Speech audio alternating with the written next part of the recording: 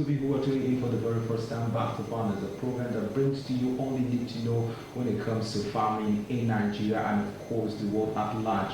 And today, or for some time now, we've been looking at those things that bedevils the agricultural sector, talking about diseases associated with farming, diseases associated with animals and their lives.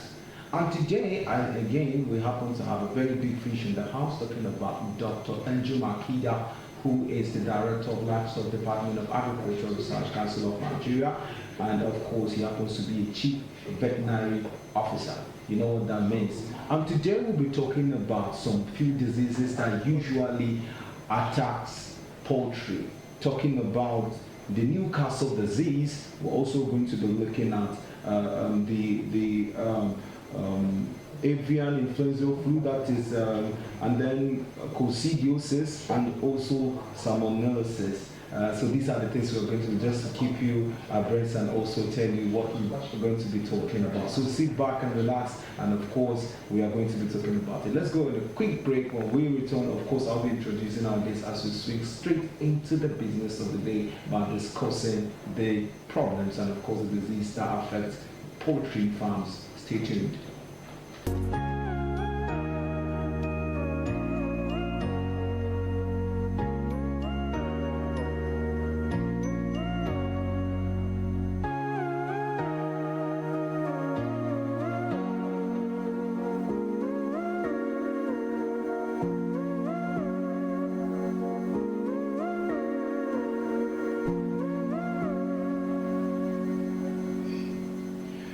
Welcome back. You see your first agricultural TV station in Nigeria, Agricultural Research Council of Nigeria Television. The program is Back to Farm. Before we went on that break, I told you we'll be talking about those diseases that affect your farm. So if you're there, you want to go into poultry farming, possibly you are into poultry farming, we're going to be talking about those diseases that you can actually watch out for because they might end up affecting your farm, which might definitely cause you a lot of loss. Doctor, once again, good to have you. Yeah, thank you very much. Yes, sir. Yes. So basically now, let's start with, we've mentioned some couple of diseases, and of course let's start with the Newcastle disease, which of course I believe is one of the most popular diseases that affect poultry farms.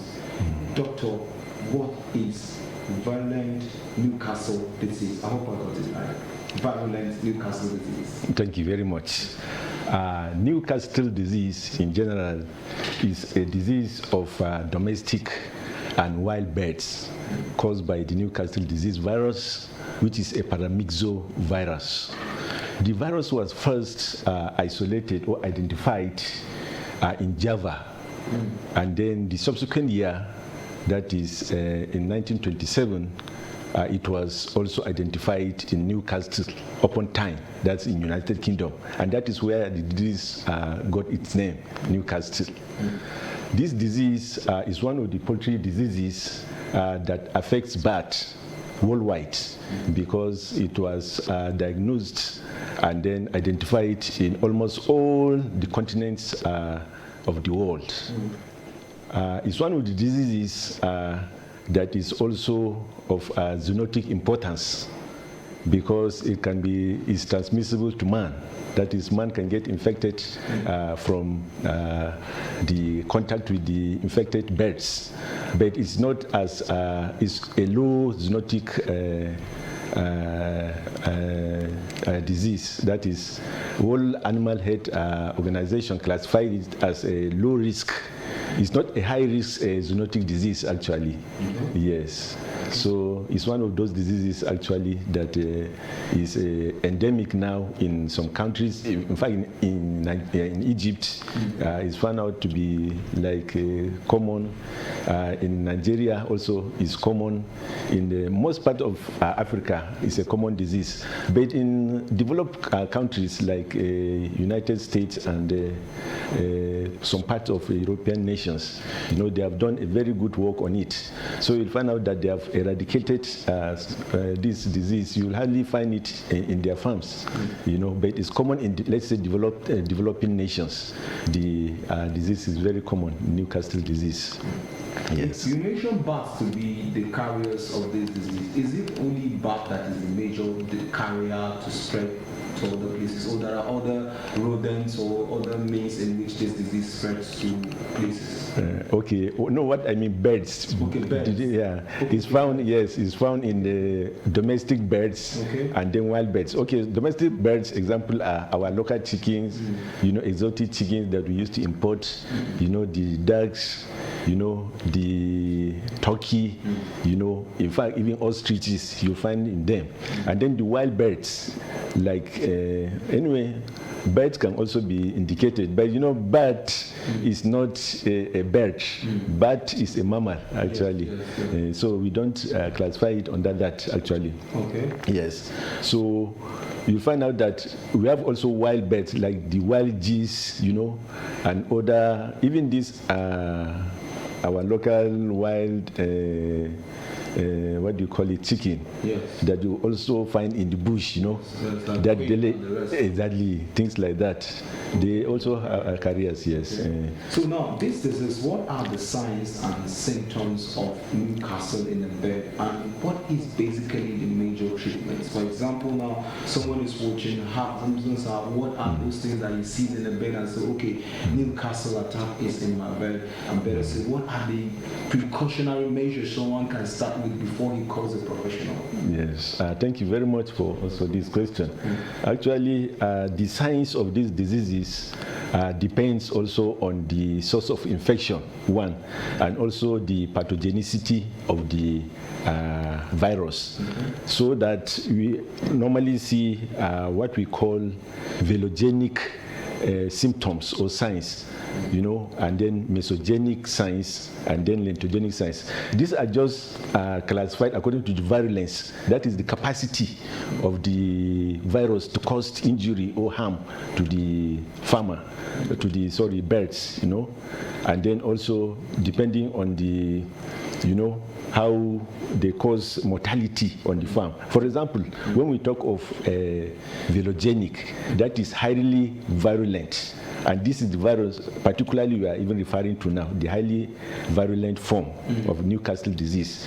You will find out that the signs, shown by birds are normally severe. Discharges from the nose, from the mouth, sneezing, coughing, and also nervous signs like twisting of the neck. We call it torticollis, and then cycling movement. You sometimes see birds cycling, and then falling down, and even diarrhea, like greenish diarrhea in this case of Newcastle disease. These are some of the signs. So in the highly virulent form of the disease, that's the velogenic form, is very severe. So that within a very short time, you will find out that the bird, is dead.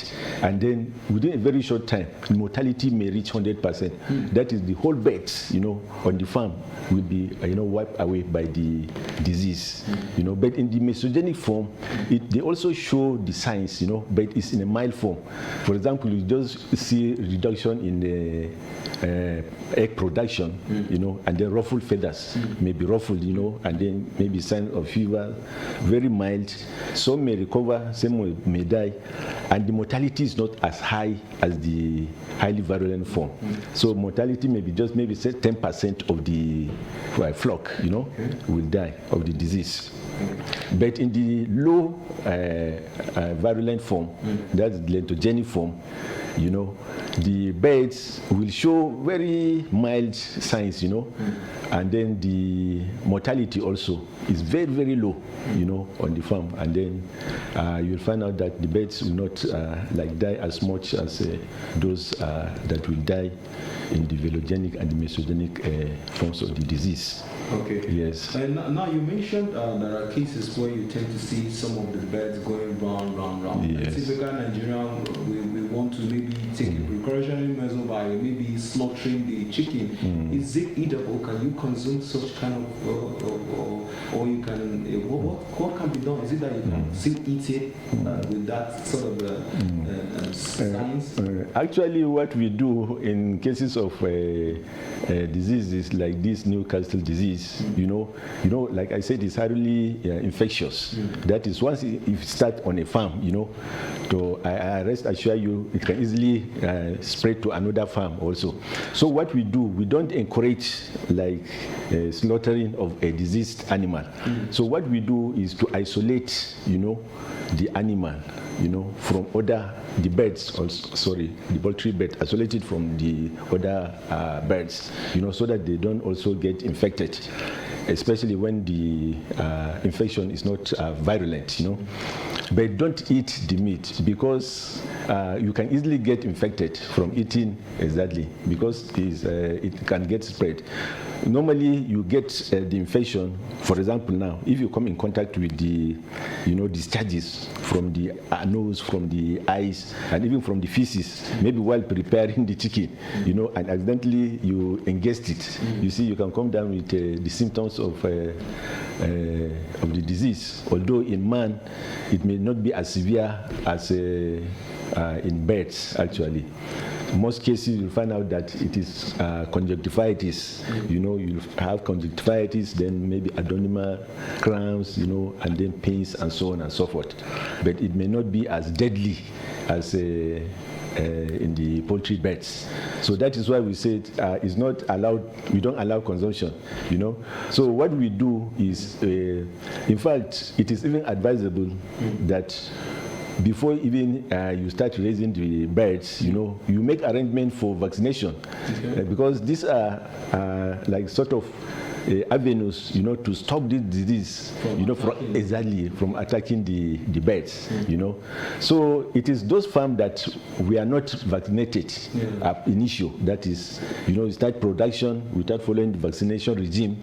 You do not vaccinate the birds. Coming there, doctor, because that's our next question. What is the treatment or control measures to Newcastle disease? And I would like you to probably maybe call the name of drugs that can be injected, not for self-medication, but just for more enlightenment. Okay, generally, actually, in the treatment, like I said earlier, we don't encourage treatment, you know, but the treatment we do give is like a sort of to control secondary infection, for example, secondary bacterial infection, because viral diseases are not treatable. That's the truth.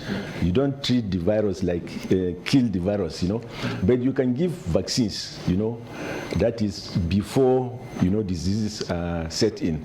So what you do is, before you know, bringing in the flock, you make arrangement for your vaccines and every other drug medication that you want to use.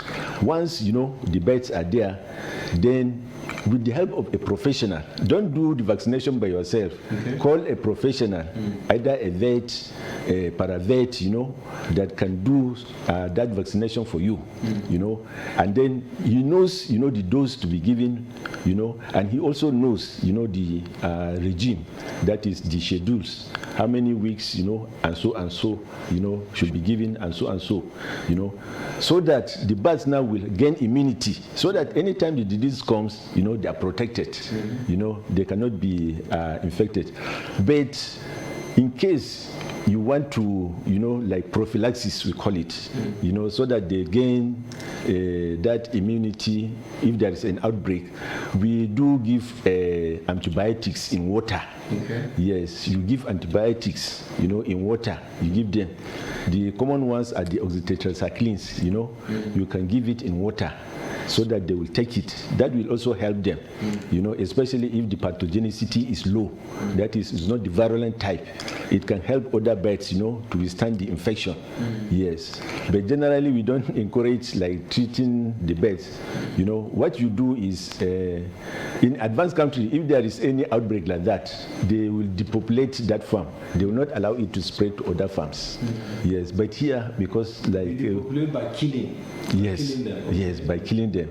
But there is a way. It's not that you can go and slaughter. Oh no, you don't even touch the beds when you are depopulating. We have ways of depopulation. We use chemicals. We use chemicals to depopulate the beds. We just go like that, and then we dispose them. Yes. All right. Well, away from Newcastle now, let's now look at the next. And then, okay, please go ahead. Yes. Let me also add some of the advantages now that was discovered, concerning this Newcastle virus. Actually, it was observed of recent that the virus strains, some of the strains of the virus, can be used in the treatment of cancer. In human beings, yes. Because it was observed that the virus has that preference to attack tumor cells in the body. Once it is in the body, especially in human beings, it attacks tumor cells, So it was found out that, okay, why not package it in such a way that it can be used, to target maybe cancer cells in those patients that have tumors. So this is to package Newcastle now. Yes. As a treatment, exactly, for yes, for cancer, as a cancer treatment. Yes, the Newcastle strain of the virus now, it is being used actually, and it is also being targeted as a candidate, for vaccine. We call it viral vector vaccine against Ebola, and against even our COVID-19. Wow. Yes, vaccine against COVID-19. Wow. Yes, it's a very good candidate. It can be used, as a vaccine against that, so that it can be. Well, on the lighter note, I'm sure during COVID-19, people would have been looking for Newcastle beds to feed on. No. It has to be packaged. Actually, it has to be weight. It has to be worked on. Yes. Wow, that's interesting. Anyways. Yes. But then away from Newcastle now, let's look at the highly pathogenic avian influenza. Doctor, what is this disease all about? Yes, the highly pathogenic avian influenza also is a disease of poultry birds, actually. And okay, Doctor, I'm afraid we just been called for a quick break. When we come back, of course, we will definitely talk before we stop. It's the First Agricultural TV station in Nigeria, and the program is back to back. Let's have a quick break. When we return, of course, we will be talking more on the highly pathogenic avian influenza bird flu. Stay with us.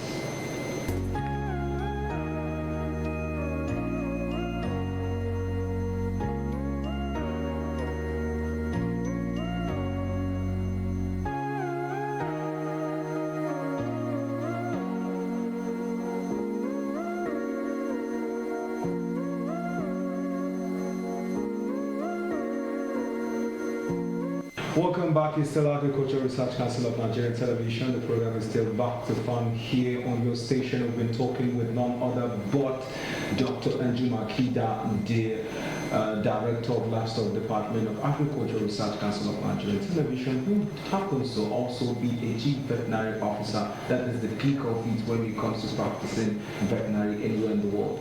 And of course, we've been talking about Newcastle, which we've done justice to. He has done justice to that as well. Now we're going to be talking about the highly pathogenic avian influenza. I guess they call it bird flu. Doctor, once again, it's good to have you. Doctor, what is this very disease, highly pathogenic avian influenza? Thank you very much. Highly pathogenic avian influenza is a disease of poultry birds. It was first isolated in China around 1997. But in Nigeria, we identified it around 2006, in 2006. This disease is one of the diseases we called emerging diseases. That is, diseases that have not been there before, but they are coming up now. Yes. So it affects birds generally. Our domestic birds are exposed to it, and they can easily get infected with the disease. And also it is present in many African countries. I can say in Egypt and some of the North African countries. The World Animal Health Organization also listed some nations in Asia also, and in Europe as endemic to the disease. That is, the disease is common in those areas. But here in Nigeria, it's not common actually, because whenever there's an outbreak, we curtail it. We take drastic measure, and then we curtail it, and then it goes. But it's also of a zoonotic importance. That is, it can be transmitted to man, the disease. So we have to be very careful also in our poultry production, and also in how we handle the birds. Yes. And I was just wondering, how can a person get infected, and what are the symptoms in birds and man? Yes, the disease is transmitted, through handling of infected birds. And the infected birds normally get infected if there is an outbreak on a farm. Mostly, you'll find out that some farms are not practicing good biosecurity measures, and then accidentally you bring in, the virus into the farm, and the birds, go down with the disease. Then they show the clinical signs, of the disease, Since it's an influenza virus, mostly it has to do with respiratory signs, and it also shows some other signs like the gastrointestinal sign, diarrhea, It also shows signs of discharges, and then we have the swollen heads, and the comb. And one sign that is very unique, or we call it pathognomic, of this disease, is the purplish color of the comb, and even the feet and some part of the head. It turns to purple color. The birds, are very weak. If they are egg producing, the egg production is highly reduced, and then they may also show nervous signs, So this highly pathogenic virus, once it's diagnosed in a farm, what we do, on the farm, we don't try to treat it. We don't treat it actually. Once we identify it, then there are measures that we take. Because, in fact, before even going into that farm, if there is an infection on that farm, you have to wear protective gears. There are some protective clothing, gloves, clothes, masks, and so on that one should wear before entering into the farm, And then we take also some other measures, in handling the birds or infected farm. But in man, if someone is down with the disease, we advise that someone should immediately go to the hospital or clinic, and then the doctors will also handle those cases. But since it's a viral infection, mostly, it has to do with symptomatic treatment. But sometimes they give vaccines, some viral vaccines can be given actually, but in most cases it has to do with treating the like symptoms, monitoring treatment, and controlling bacterial infection and other infection that may set in, since it's a viral infection. Okay. Yes. Before we finish our last question, anyway, I think I will do some analysis some other time because our time is actually wrapping up. So now, Doctor, what is the control measure of the avian influenza flu? What are the control measures? Yes. Since it's a very highly pathogenic organism, what we do normally is to stop the spread of the disease. So, for example, if we identify a farm now that has the disease, what we do is to cordon, the area, from the farm, any area like 2 kilometers from the farm, we'll cordon it. There will be no movement of birds because it is assumed that other maybe poultry farms close by, will try to take their birds, maybe to go and sell it and so on. So we cordon that area, 2 kilometers radius, around that farm. There should be no movement of birds generally. And then that farm, what we do, we go with the professionals, then we handle the farm very well. We depopulate the beds, like I told you earlier. We have chemicals that we can use for that, and then we disinfect the farm also, and then we cannot restock the farm until after a certain period of time, maybe from 21 days and upwards, before you bring in anything new, and then we also ensure that, biosecurity is practiced around farms, in those areas and in farms generally. Biosecurity is don't allow anything foreign, to go into the farm, without ensuring that you have maybe if it is disinfection, you disinfect it.